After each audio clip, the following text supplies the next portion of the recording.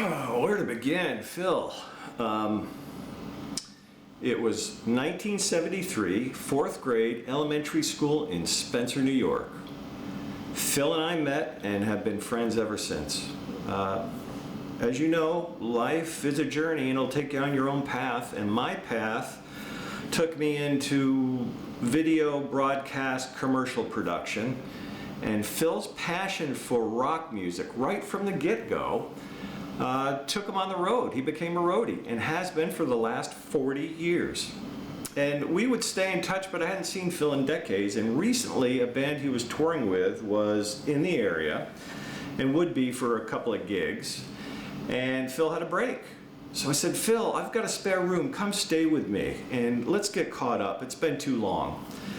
And so Phil came, agreed, and we started talking, and like old chums do, Phil started telling me stories about what he's been doing for the last 40 years on the road.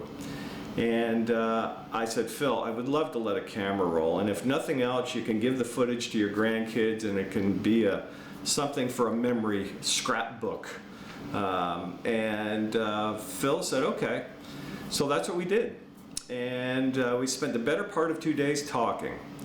And after watching it back, I looked at it and thought, man, this is interesting. I would love to share it. So I said, Phil, I find this fascinating because a lot of the bands that you've been with, I'm a fan of, and I think other people might. And Phil said, okay. But I said, what do we call it? And he thought, and he says, let's call it Phil's Nearly Famous. Missed it by that much. And I laughed.